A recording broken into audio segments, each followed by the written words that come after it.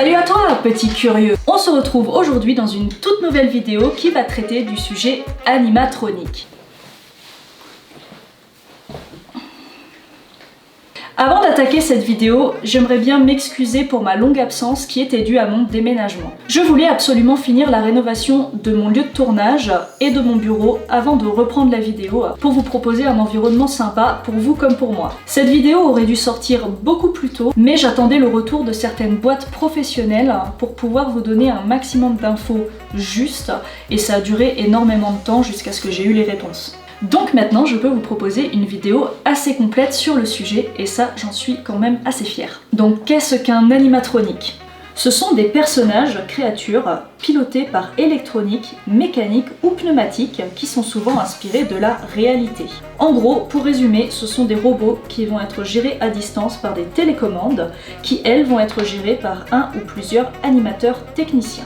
Maintenant que tu sais ce qu'est un animatronique, on va pouvoir revenir un petit peu en arrière et faire un petit cours d'histoire. L'origine des animatroniques. L'histoire de les animatroniques tels qu'on les connaît aujourd'hui à Walt Disney, qui créa les premiers audio-animatroniques pour ses attractions puis films, comme l'oiseau dans Mary Poppins. L'idée lui serait venue après avoir fait l'acquisition d'un oiseau mécanique lors d'un passage à la Nouvelle-Orléans.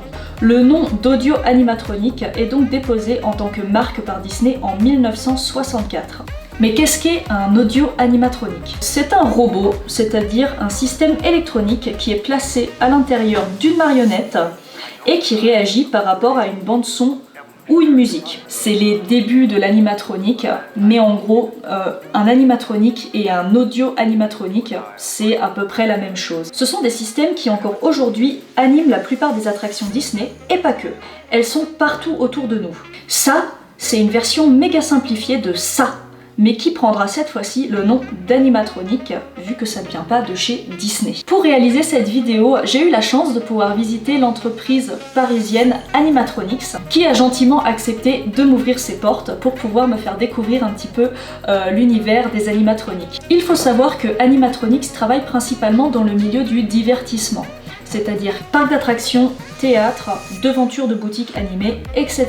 Car le secteur du cinéma en France n'est pas du tout autant développé qu'aux États-Unis. Lors de ma visite à Animatronics, j'ai été accueillie par Charles, qui est le co-gérant de cette entreprise, et qui a gentiment accepté de répondre à quelques-unes de mes questions. Et bien sûr, m'a fait visiter son entreprise, ce qui était vraiment super cool, je vous mets les vidéos. En même temps que je vous lis le petit question-réponse que j'ai entrepris sur place avec Charles. Donc en première question pour Charles, j'ai eu: peux-tu nous présenter ton entreprise ? Il m'a répondu que chez Animatronics, il réalisait des effets spéciaux mécaniques. Cela inclut le personnage humanoïde, mais également animal ou créature fantastique, jusqu'à l'animatronique de base. Mais également des mouvements simples, intégrés à des objets du quotidien, exemple la boîte à musique qui s'ouvre, une porte qui se ferme, c'est le mouvement mécanique au service de l'artistique. Ma deuxième question pour Charles a été: comment t'es venue cette passion pour les animatroniques ? Comment as-tu fini par travailler dans ce domaine ? Il m'a répondu qu'à la base, il voulait travailler dans la robotique, mais en ayant un côté créatif et artistique. C'est comme ça qu'il s'est intéressé aux animatroniques de parcs d'attractions, a fait plusieurs stages dans ce domaine pour finalement travailler dans ce domaine à plein temps. Ma troisième question a été: comment devenir développeur d'animatronique et quelle formation doit-on faire ? Alors, dans le milieu des animatroniques, on a besoin de plusieurs compétences: des roboticiens, mécaniciens, modeleurs, sculpteurs, des peintres. Donc il faut savoir choisir quel domaine l'on veut faire et faire ses études en conséquent. Pour le cas de Charles, c'est tout ce qu'il avait appris à l'école d'ingénieur qu'il a pu détourner et mettre en pratique dans son domaine, la robotique. Ma dernière question a été: pour qui travailles-tu ? Charles m'a répondu que Animatronics avait 3 grands secteurs d'activité: les parcs de loisirs, comme le Puy du Fou, qui est leur principal client, le monde du spectacle, ils ont par exemple réalisé le singe géant pour le spectacle de Jeff Panaclock, puis les vitrines et l'événementiel, comme chaque année par exemple où ils font les vitrines de Noël des galeries Lafayette. Maintenant, venons-en au domaine du cinéma. Donc dans le domaine du cinéma, les animatroniques sont pour la plupart du temps des personnages à part entière. Donc comme je disais au début de la vidéo, ce sont souvent donc des robots qui sont gérés avec des télécommandes ou même plusieurs télécommandes par des techniciens animateurs. Ou parfois ce sont directement des mécanismes électroniques qui vont être intégrés dans les costumes ou dans les masques de certains acteurs. Comme pour le magnifique Pan dans Le Labyrinthe de Pan, le film de Guillermo del Toro. Même si aujourd'hui les effets spéciaux et la 3D en général ont très bien évolué, surtout ces dernières années, beaucoup de productions font appel à de l'animatronique pour ajouter une touche de réalisme à leurs personnages. Donc vous vous en doutez, par rapport à la 3D et aux animatroniques, avec l'ère technologique qu'on connaît aujourd'hui, j'avais énormément de questions à poser dans le domaine du cinéma. Mais il fallait absolument que je trouve quelqu'un qui bosse dans ce milieu et qui pouvait répondre à mes questions. J'ai galéré à trouver quelqu'un. Les films français n'ont pas souvent le budget nécessaire pour faire appel à des animatroniques, donc eux ils partiront plutôt sur de la 3D, donc il fallait vraiment que je trouve une entreprise américaine qui a bossé sur des gros films pour pouvoir répondre à mes questions. J'ai donc contacté plusieurs boîtes américaines spécialisées.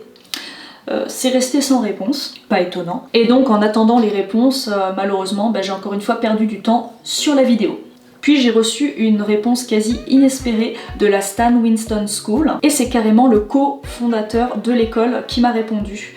Donc le fils de Stan Winston, Matt Winston. Après, vous pouvez très bien aller voir sur internet qui est Stan Winston, mais en gros il a bossé sur d'énormes films, donc voilà. Je vous laisse le lien de l'école dans la description, mais en gros la Stan Winston School c'est THE école pour apprendre les effets spéciaux. Tous vos profs sont des pros qui ont travaillé sur des films de fous, X-Men, Jurassic Park, La planète des singes, Star Trek, pour vous en citer que quelques-uns. Donc en gros, je voulais savoir quels étaient les points forts et les points faibles des animatroniques face à la 3D, qui devient de plus en plus performante et présente sur les films. Quelle est l'utilité des animatroniques aujourd'hui, alors que la 3D est quand même super efficace? Pourquoi est-ce qu'on continue à utiliser les animatroniques dans les films? Question numéro 1 a été: pourquoi l'industrie du film / cinéma continue à utiliser les animatroniques alors que la 3D peut les remplacer dans beaucoup de cas? Sa réponse a été que l'on continue à faire appel aux animatroniques car en plus d'avoir une interaction réelle pour l'acteur, il est une base existante sur laquelle les artistes digitaux s'inspirent pour l'intégrer à leurs travaux. Ce qui explique par exemple le réalisme des Jurassic Park, tout épisode confondu, car les artistes 3D ont dû baser tous leurs travaux sur les animatroniques. Question numéro 2. Quels sont les cas de production où les animatroniques battent la 3D? Il m'a répondu qu'il y a certains points où les animatroniques sont supérieurs à la 3D. Point numéro 1. Tout d'abord, un bon jeu d'acteur dépend des réactions qu'il va avoir, ce que la 3D ne peut offrir comparé aux animatroniques qui permettent une interaction physique et bien réelle avec l'acteur. Point numéro 2. Les animatroniques sont soumis aux lois de la physique réelle, c'est-à-dire qu'ils vont réagir avec la lumière de l'environnement et du plateau de tournage, ainsi que de la gravité et de tous les autres éléments présents lors du tournage, contrairement à la 3D où tout doit être créé. Ce qui demande beaucoup de ressources et de connaissances pour arriver à un résultat réaliste. Point numéro 3. Concernant les coûts, une fois qu'un animatronique a été conçu, on peut le filmer sous tous les angles et faire autant de prises que nécessaire. Alors qu'en 3D, chaque shot additionnel va coûter de l'argent. Question numéro 3. En termes de coûts, un animatronique est-il plus cher que la 3D? Il m'a répondu que cela dépend du cas de figure. Dans certains cas, les animatroniques seront moins chers que la 3D, mais parfois c'est le contraire. Ce qui coûte cher en 3D, c'est de refaire quelque chose de photoréaliste. Donc dans ces cas-là, les animatroniques seront moins chers. Question numéro 4. Lors d'un tournage, est-il plus simple de travailler avec un animatronique ou avec la 3D? Il m'a répondu que les enjeux étaient différents. En gros, pour un animatronique, cela demande beaucoup de répétition de la part de celui qui le contrôle, ainsi que toutes les vérifications techniques avant le tournage. Pour la 3D, cela représente d'autres contraintes, comme le fait que l'acteur doit être briefé sur le look final du personnage qu'il aura en face de lui pour pouvoir adapter au mieux son jeu d'acteur. C'est également par la suite un challenge pour les 3Distes de faire matcher le shot initial avec le personnage 3D qui doit avoir l'air le plus réel possible. Question numéro 5. Pour quelqu'un qui souhaite travailler comme pilote ou créateur d'animatronique, quel chemin doit-il suivre?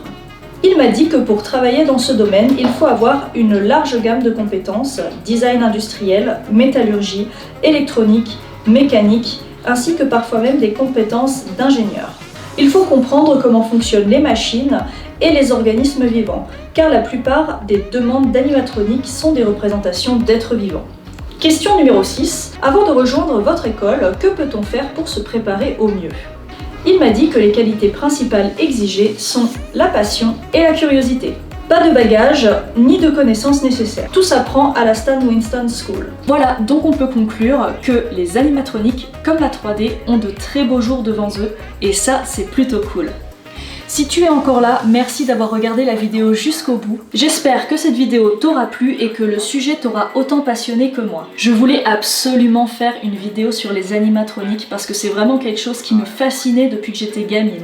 Ils sont autour de nous quasi tout le temps et on s'en rend même pas compte. Que ce soit les décos animés de Noël dans les magasins, vous savez, l'ours polaire qui tourne la tête, ce genre de choses. Parcs d'attractions, les films, et pourtant c'est tellement méconnu. Avant de finir cette vidéo, je tiens à remercier Animatronics qui m'a permis de visiter son entreprise, c'était vraiment super génial. Et un grand merci à l'école Stan Winston et à Matt Winston qui a répondu à mes questions. Je vous ai mis les liens des réseaux sociaux de Stan Winston, mais également de Animatronics dans la description. Je vous ai aussi mis leur site internet, donc si vous voulez aller check un petit coup, allez-y. Dis-moi ce que tu as pensé de la vidéo dans les commentaires. Si tu as aimé la vidéo, n'hésite pas à me lâcher un petit pouce bleu. Et si tu n'es pas encore abonné, eh bien hop, abonne-toi. Par rapport au rythme des vidéos, je vais essayer de vous en faire au moins une par mois.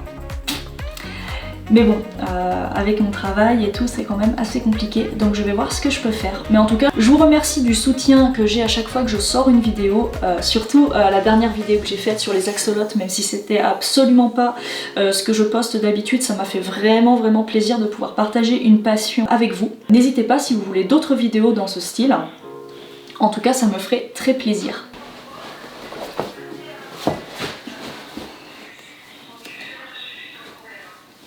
Je te souhaite une excellente journée et je te dis à la prochaine. Bye!